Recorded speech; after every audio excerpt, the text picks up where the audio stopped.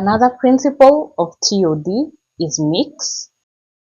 Mixed uses within the same development happens when we mix commercial, housing, which also means residential, and office in the same development.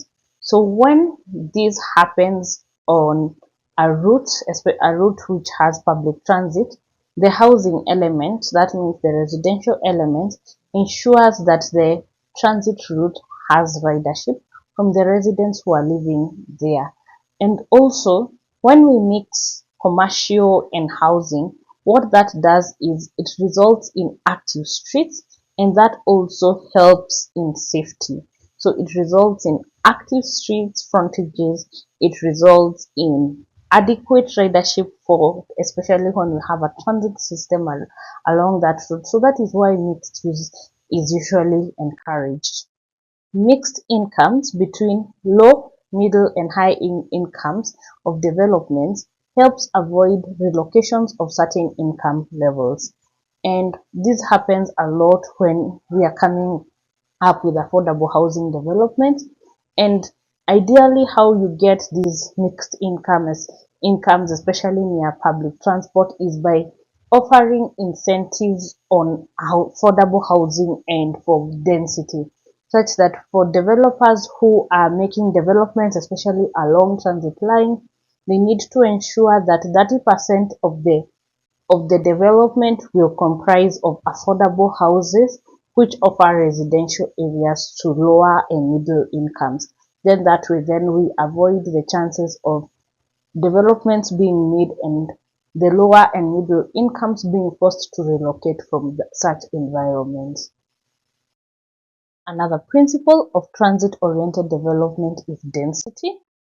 This is the Kigali Master Plan of 2050, and as you can see, based on the Kigali Master Plan, highest intensity zoning has been done near BRT lines. So where we have the proposed BRT lines in Kigali, that is where we have highest intensity zoning, and areas within 75 meters of the BRT corridor get about 30% higher floor area ratio when compared to the other units, and that happens when 15% of such dwelling units are affordable. As indicated earlier, we need to ensure that as we ensure density, developers also consider that a good percent of some of the percentage of the units in their developments are allocated to high affordable housing. And again, we need to ensure that when we make plans and master plans for cities and urban areas, we ensure that we have the highest intensity of the floor area ratio being along the transit lines.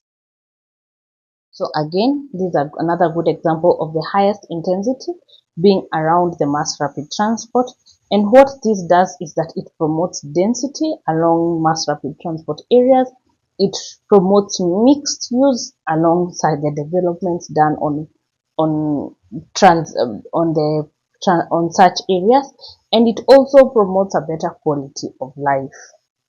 So this is the BRT corridor, and as you can see, the highest intensity of dense developments are done around MRT systems. Some areas have density. This is an example of an area in Nairobi. It has density, but what such an area lacks is walkways, cycle tracks, and public spaces.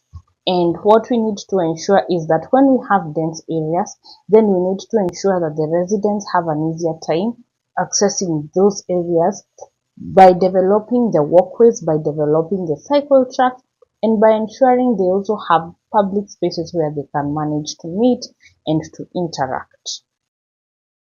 We also have instances where we have a lot of density but the developments are low rise.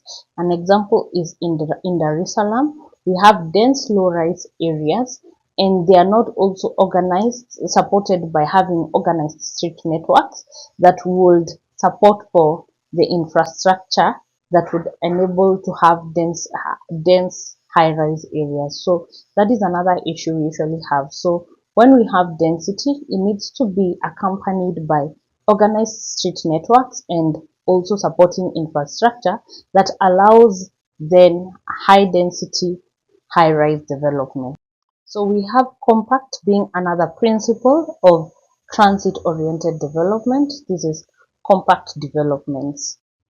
So one aspect of compact development is ensuring development is promoted along transit corridors as opposed to the outskirts of the city.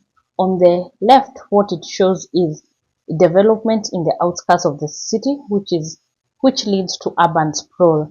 And the result of that is that we increase traffic jams because we increase the commute journey that is covered by the residents in the area. It increases pollution due to the traffic, to the movement. We have increased travel times, thus we have more emissions, thus it's not good for the environment. And also we have poor utilization of land. On the right, we have what compact development, especially on transit corridors, can result in. It promotes density, it reduces travel times by the people who are living there. It promotes mixed use and mixed income living in the area, especially along the transit lines, and it thus leads to a better quality of life and lower emissions. And that is exactly what we need to encourage compact development, especially along the transit line. So lack of street networks leads to the prevention of organized compact developments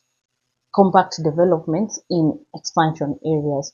So while we encourage dense development along transit corridors, we need to ensure that the area has well organized street network, that the street network is well done and it is people oriented in a way that when the area is developing, then it is able to develop in an organized manner. And this is well illustrated in this slide.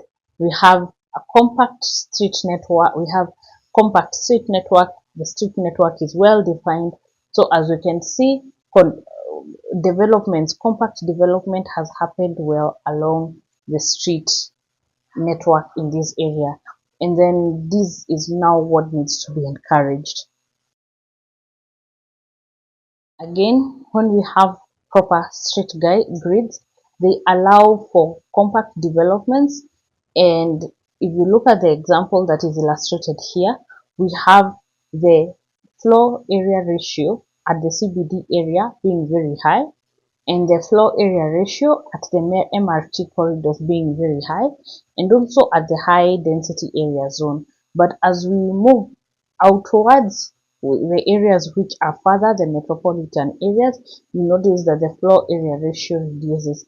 And the purpose of doing that is to allow compact developments in area where we have more transit, and also it helps area that is supported by more public infrastructure and more transport corridor, with a dense transport corridor being the area that gets the most development.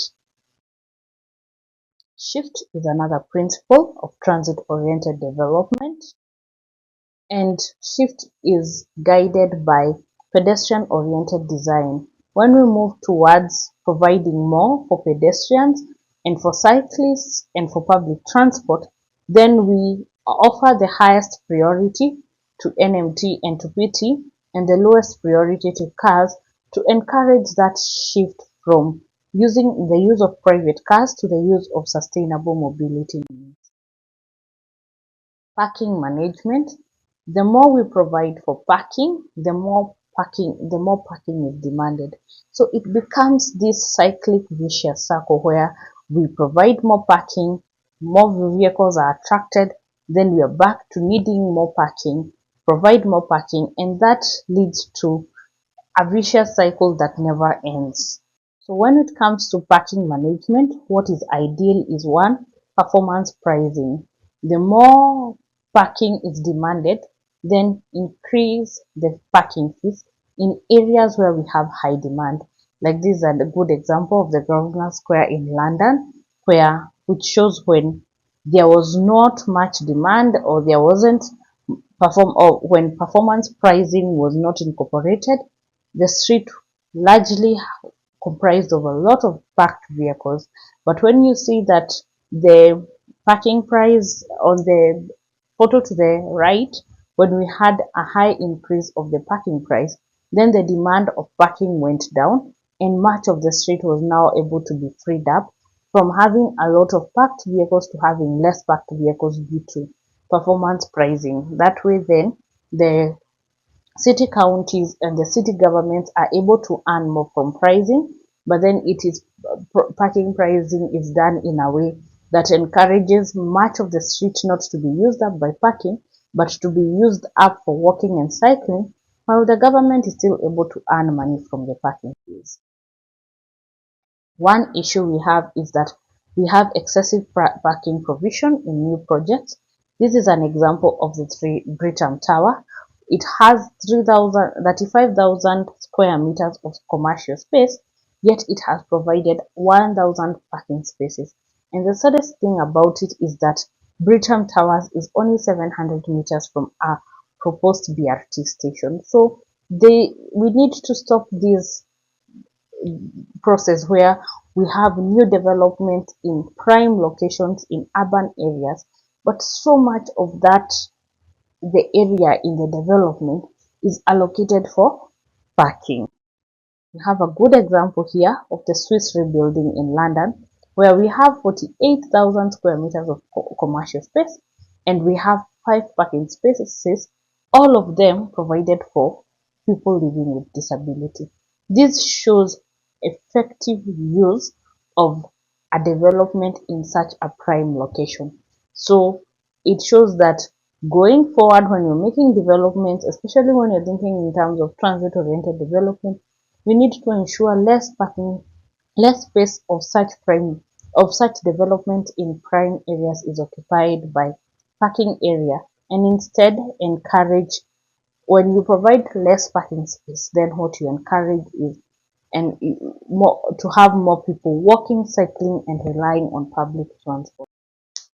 I don't know whether we've ever wondered what is the opportunity cost which is incurred when we provide parking area. So the equivalent car space that is needed, which includes the circulation of the vehicle, for open parking is 23 square meters. For ground floor park, for a ground floor which is covered by parking is about 28 square meters and 32 square meters for basement parking. So when you think in terms of what other use can that space be allocated to, when you consider providing the same space that is needed for one car, and that includes its circulation, then what you realize is that the same space can be utilized for dining by 15 people. It can be utilized as an office space by 4 people, and it can be utilized as one affordable housing unit. So that is this opportunity cost that is incurred every time we provide for the parking space of one vehicle. So imagine what happens, what is the opportunity cost of an area like Britam Towers that has dedicated so much space for parking. What if that area was being, what if that space, like what if a good percentage of the space dedicated for parking in Britam Towers was being used as a residential space? How many people would it accommodate? That is the opportunity cost incurred every time we provide for parking for vehicles. So we need to come from building cities for cars, which involve building roads. That is a lot of expansion of roads. And every time then we realize we are back to having congestion, we further expand the roads and we are back to that vicious cycle of expanding roads, attracting more vehicles and expanding more roads with no end. It leads to a lot of traffic, it leads to a lot of pollution, and it leads to higher road accidents. So we need to make that shift from building cities for cars to having cities for people. And most times, and what do cities for people incorporate? They have transit, they have density, they have reduced space allocated for parking, and that leads to a better quality of life. Thank you very much.